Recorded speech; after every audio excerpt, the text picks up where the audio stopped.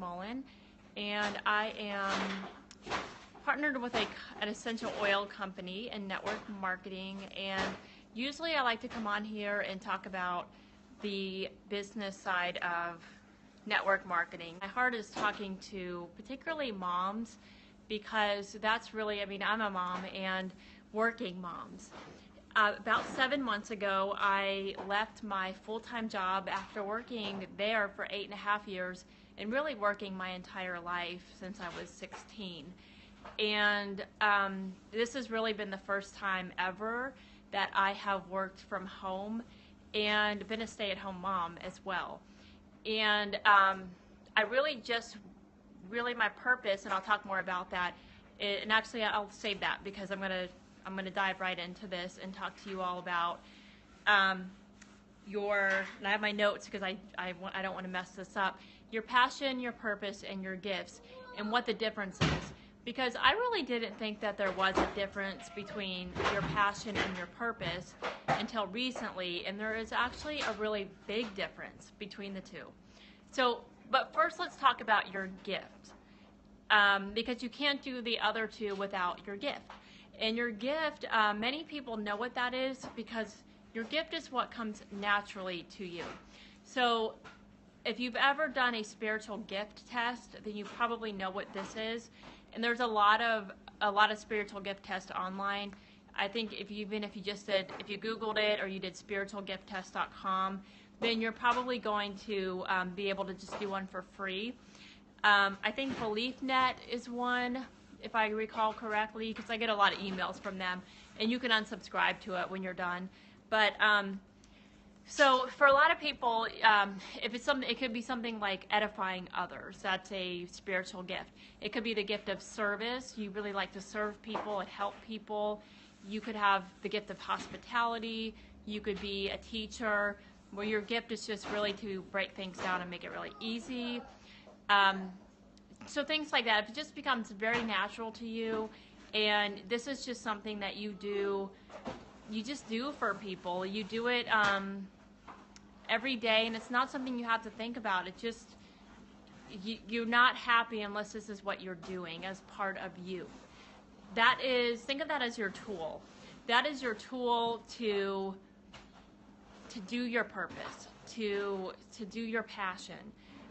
So for me, one of my gifts is teaching, and I use teaching to fulfill my purpose in life.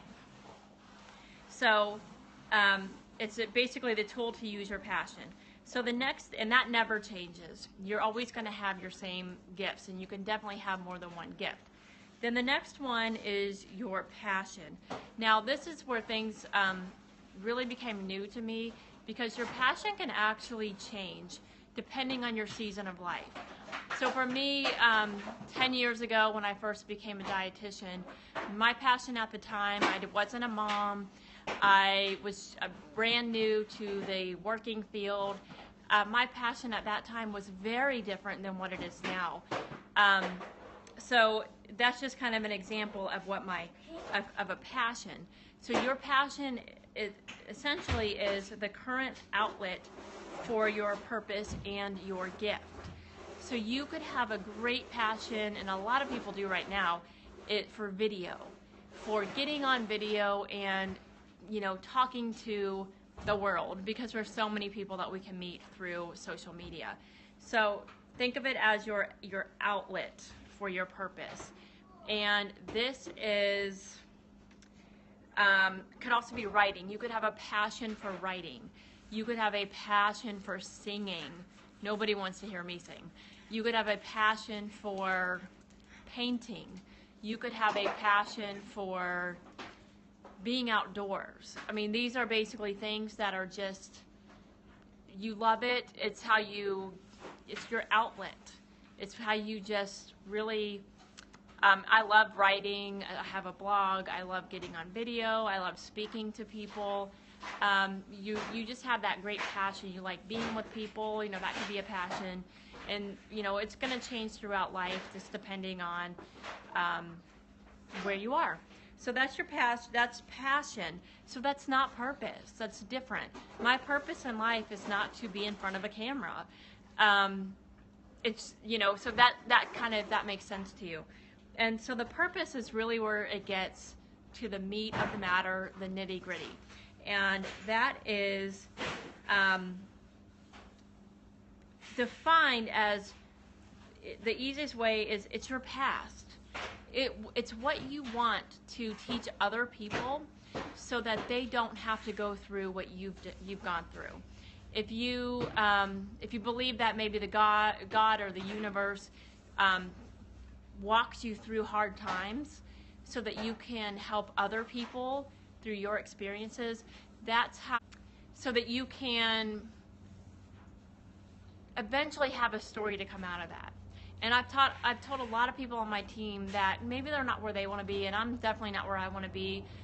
And it's difficult, and it's not easy, and it's very easy for us to look at people who are in higher positions, or maybe they're where we want to be, and for us to think in our head, yeah, but they had a special circumstance, or they had it easier than I do. And really, they probably didn't. They're just not sharing their story, or we didn't hear their story yet. They had a path that they took, that they went on, and I can guarantee it wasn't easy. It wasn't a smooth sailing path to get there. So it's what you want to help people do. It is the difficulty that you went through, and you want to help other people going through that same difficulty. You want to help them go a smoother path than you did.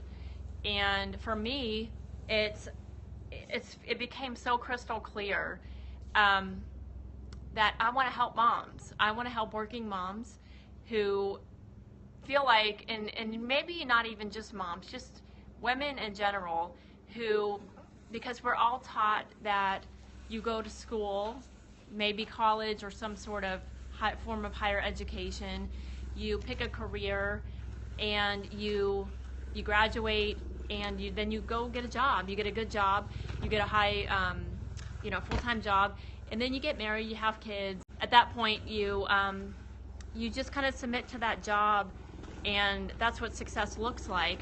And part of that success is that you're always going to have to choose your job over your family. And Declan, my 4-year-old, and so you always, and I felt like I always had to choose between my kids and my job. And when I resigned from my position, I did tell my boss that you're making me choose between my children and you. And they had told me that I could not call out to work sick if one of my kids were sick. And one of my kids is sick today, and it would have been a massive issue because I would have had to call out sick. And they had told me in not so many unclear words that I would have been fired. And they were telling me that, and I didn't want to have to tell people, I didn't want to have to be vacation time to be dictated on whether or not somebody else told me it was okay, or I didn't want to have certain allotted hours and things like that. And my passion and my purpose in life is to tell other women that does not have to be success if they aren't happy with that they don't have to have a cap on their salary. There was a cap on dietitian's salary, and it wasn't that great. That somebody else doesn't have to define success just because that's what you were told when you were growing up. And the biggest barrier is to tell women that, to help them believe in themselves, that it's actually there for you. Because that has been the biggest barrier for me, is not only to be settled into this position that was considered successful, and a lot of people frankly thought I had a dream job where I was at, but to believe in myself enough that I could leave that job and have an even better life. So, and to have actually what I really wanted, and to be able to choose my schedule and choose my vacation time, and to never have a cap on my salary, to be able to choose what I want to make and the time off that I wanted to have, and to not try to fit my family into the nooks and cranny of the time that I had left over when I didn't have to work, and not always be stressed out, and not take care of myself. Because when you become a mom, especially, or have outside responsibilities, you tend to neglect your health. That's the first thing that goes off the priority list because you don't have time for it. And I would always go to work with this panic feeling, heart pounding. I'm late, I don't have time for this, who's waiting for me, what emails are waiting for me, and I was just always stressed. And then I'd get home way too late, dinner's not ready, and I couldn't cook dinner for my family. The house was always a mess. And even though those things don't matter, it just didn't feel like I was caring for my family the way that I wanted to, because this job, which was supposed to be considered successful and defined as success, was taking over so much of my life. So that's my purpose. And my question for you is, what is that for you? What is your purpose? Because when that becomes clear to you, crystal clear, it's going to become, everything else becomes so much easier. You will know who you're trying to reach out to, my kids cleaning, and what you want to do, and who it is that you want to reach, help, what product it is that you want to develop, and whatever it is that you want to do in life. And is it a job, a career that you need to be in, or is it working for yourself that you need to be in? You will know that, and it will become so easy, and everything will fall into place when you know what your purpose is. So that's what I challenge you to do, is figure that out. What is your gift?